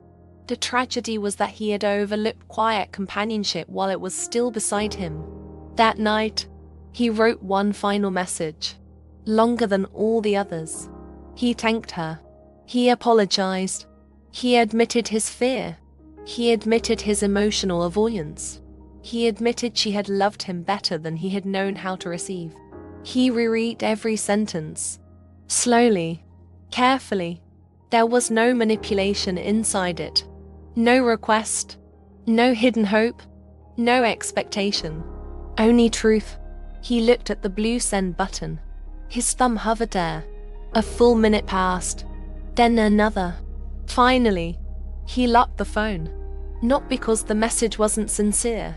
Because sincerity alone doesn't obligate another person to reopen a chapter they worked hard to close. Some apologies exist to free the speaker. Others exist to honor the listener. He realized he couldn't be certain which one this was. Until he knew. Silence felt more respectful. Months later, he no longer typed messages every week. Then, every month. Eventually. Almost never. Not because he had forgotten her. Because he had finally stopped rehearsing conversations with someone who was no longer living inside his future. Acceptance rarely announces itself. It quietly changes habits. One spring morning he received a notification. For a split second, his heart reacted before his mind. Could it be her? It wasn't. Just a delivery confirmation. He laughed softly. Not at the mistake. At himself. His heart still remembered old hopes. But they no longer controlled him. That difference was healing. He began writing letters instead. Not to send. Not even to keep. Simply to understand himself. Sometimes he wrote about anger. Sometimes gratitude. Sometimes regret. After finishing, he folded the paper. Placed it inside the fireplace. Watched the pages slowly become ash. The words had served their purpose. Not because anyone else read them. Because he finally had. Years from now, He knew he might still occasionally think about sending that message. Some people remain unfinished chapters inside us, not because they return, because they change the way we read every chapter that followed. She had become part of his emotional vocabulary, not his daily life. There is a difference. He often wondered what would happen if their paths crossed again someday. Perhaps in a bookstore, an airport, a grocery store. Would they talk? Smile politely? Walk past each other? He honestly didn't know. For the first time, he didn't need to know. Some questions no longer demanded answers. That, too, was healing. Late one evening he stood by the window watching lights flicker across the city. Thousands of apartments. Thousands of people. Some falling in love. Some arguing. Some laughing over dinner. Some sitting exactly as he once had. Typing messages they were too afraid to send. He hoped they would discover something sooner than he did. Not necessarily the courage to press send, but the courage to speak honestly while someone is still listening. Because messages written after love has quietly disappeared carry a particular sadness. They contain everything we finally learned, addressed to the person who had been trying to teach us all along. And perhaps that is why some messages are never sent. Not because the feelings aren't real, not because the apology isn't sincere, but because love, at its healthiest, is never measured by the words we finally find after the silence. It is measured by the words, the presence, and the courage we were willing to offer before silence became the only language left between the hearts. Not every love story ends with two people finding their way back to one another. Some end with silence. Some end with distance. Some end with two people quietly becoming strangers who once knew every detail of each other's lives. And yet, not every ending is a failure. Sometimes, an ending becomes the beginning of the person one of them was always capable of becoming. That realization took him years. Not days, not months, years. There was a time when every memory hurt. Every familiar street, every favorite restaurant, every song they used to play in the car. Everything reminded him of what he had lost. Now, those same places carried something different. Not pain, perspective. The memories hadn't disappeared. They had simply changed shape. One Saturday morning he walked through the neighborhood where they had once lived together. The bakery on the corner was still open. The florist still displayed fresh bouquets outside. Children still rode bicycles along the sidewalk. Nothing had changed, except him. Years earlier he would have avoided this street completely. Now, he walked through it without rushing. Not because he had forgotten, because he no longer needed to run from what had happened there. He passed the apartment building. For a brief moment, he looked up toward the balcony where they had once shared coffee on quiet Sunday mornings. He remembered one particular sunrise. She had wrapped herself in a blanket, still half asleep, holding her mug with both hands. She looked toward the sky and smiled. It's amazing how beautiful ordinary mornings are. He barely looked up from his phone. Yeah, that was all he said. Back then, he thought mornings would always exist. He thought there would always be another sunrise, another weekend, another chance to pay attention. Now, he understood something that life teaches slowly. Ordinary moments become extraordinary only after they can never happen again. For a long time, he believed healing meant forgetting. Forgetting her. Forgetting the relationship. Forgetting the mistakes. But forgetting never came. Instead, something gentler happened. The memories stopped demanding punishment. They simply became part of his story. Like old photographs. They no longer asked to be changed. Only remembered honestly. He met new people. Made new friends. Even allowed himself to date again. At first, he compared everyone to her. Not intentionally. It simply happened. One woman laughed differently. Another preferred tea instead of coffee. Someone else loved traveling. Someone hated bookstores.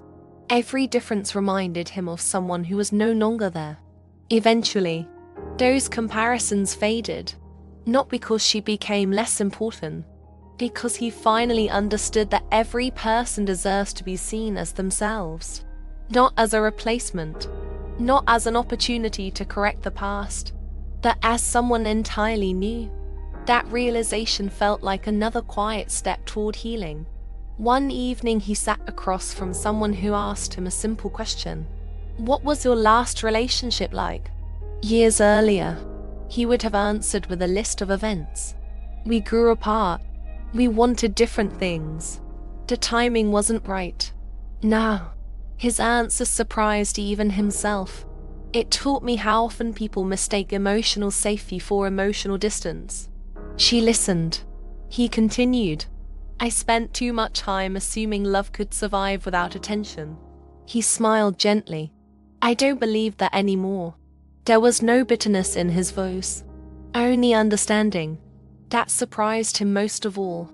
Growth often becomes visible in conversations we never expected to have. One afternoon he volunteered to help his nephew move into his first apartment. The young man carried boxes through the hallway while talking excitedly about his girlfriend. I think she's the one. He laughed. I just hope I don't mess it up. Without thinking, he answered, You will. His nephew stopped. What? You'll make mistakes. You'll disappoint each other. You'll misunderstand each other. He smiled. That's not what ends most relationships. His nephew looked confused. What does? He took a slow breath, assuming there's always time to fix what you've been postponing. The words hung quietly between them. He realized he wasn't speaking only to his nephew. He was speaking to the younger version of himself, the version that believed tomorrow was guaranteed. There is something strangely peaceful about no longer arguing with the past. You stop asking, what if? You begin asking, what now? The questions become smaller, healthier. Instead of trying to rewrite history, you start writing differently today. One autumn afternoon he returned to the bookstore where he had spent so many quiet hours after the breakup. The same elderly cashier recognized him. You haven't been here in a while. He smiled. I guess life got busy. She laughed softly. It usually does.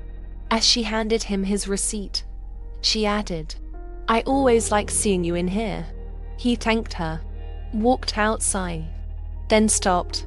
It occurred to him that during the hardest years of his life, people had quietly witnessed his healing without ever knowing it.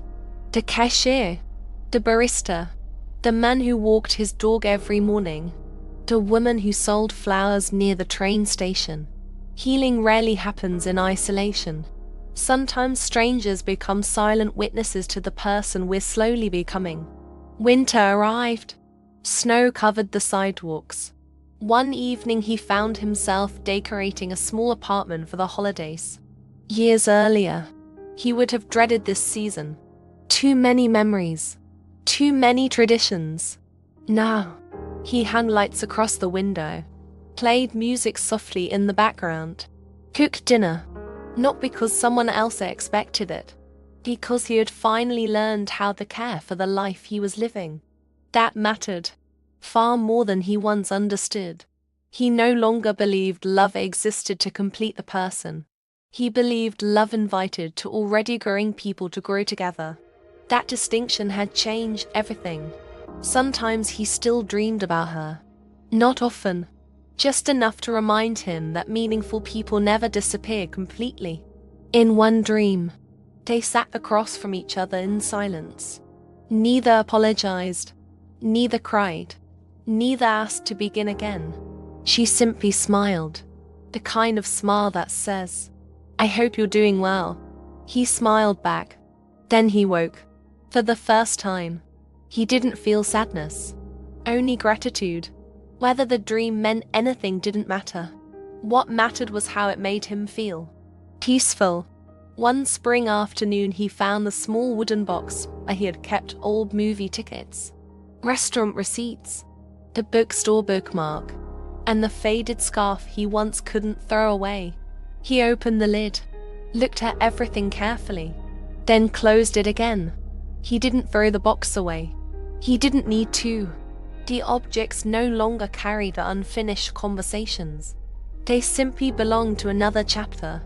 Every life deserves chapters. Not every chapter is meant to last forever. As the years passed, he noticed something unexpected. He rarely talked about regret anymore. Not because regret had disappeared, because gratitude had quietly grown larger. He was grateful she had loved him, grateful she had challenged him, grateful she had refused to remain in a relationship where she no longer felt seen. At one time, he had viewed her leaving as abandonment. Now, he understood it as honesty. She had accepted a truth he wasn't yet ready to face. That required courage. One evening he stood outside watching the sunset. The sky slowly shifted from gold to orange, to deep blue. It reminded him of something. No color argues with the next one. Each simply arrives when its time has come. Perhaps love works the same way. Some people arrive to stay. Others arrive to teach. Neither role is small. He often wondered whether she had found happiness. Not in the desperate way he once had. Not hoping she was lonely. Not secretly wishing she regretted leaving. Quite the opposite. He genuinely hoped someone listened when she spoke. Someone looked up from their phone during sunrise. Someone accepted every small invitation to walk through a farmer's market, to taste a new recipe, to sit together without rushing. He hoped someone recognized the quiet ways she loved. Because he finally did. Too late for them, but not too late for the lesson. If they ever met again, he imagined there would be no dramatic reunion, no movie scene, no desperate confession. Perhaps just a smile. Perhaps a simple, "It's good to see you." And if that day never came, he would still be okay. That surprised him. For years, he believed healing meant finding another chance. Now, he understood healing meant no longer needing one. Some hearts do not open while love is asking. They open after love has quietly walked away. Not because loss makes people wiser overnight, but because silence removes every excuse. It leaves us alone with ourselves, with our habits, our fears, our unfinished conversations, our hidden tenderness. Some people never look inward. Others finally do. He had. The cost had been enormous. But the lesson remained. If he could speak to the man he used to be, the one sitting on the couch, the one saying, "Later, tomorrow, I'm tired," he wouldn't shame him. He wouldn't accuse him. He would simply sit beside him and say, "Look up. She's not asking for perfection. She's asking for your presence." Don't confuse time with certainty. The people who love you are not permanent simply because they are patient. And then, perhaps most importantly, he would say, love her while she is still inviting you into her life. Because invitations do not last forever. As the sun disappeared below the horizon, he took one final look at the sky. Life had not unfolded the way he once imagined. He had lost someone extraordinary. He had learned too late. He had carried regret longer than he thought possible. Yet somehow, he was no longer defined by what he had lost. He was defined by what he had finally become because of it. That was the quiet gift hidden inside the hardest chapter of his life. Not reconciliation, not redemption, transformation. And perhaps that is the truth so many of us spend years trying to understand. Some doors never reopen. Some conversations are never finished. Some apologies are never spoken aloud. Some love stories end long before the love itself disappears. The endings are not always empty. Sometimes they become the place where a different kind of love quietly begins. The love that teaches us to notice ordinary mornings, to answer difficult questions while they are still being asked, to put the phone down, to stay present, to speak before silence becomes permanent, to cherish invitations before they become memories. Because some hearts, perhaps too many hearts, open only after the door has closed. And if this story leaves you with only one thought, let it be this: the people who matter most are rarely asking you for impossible things. Most of the time, they are simply asking you to be fully there, while they are still standing on the other side of the door, waiting for you to open your heart before life quietly closes it for you.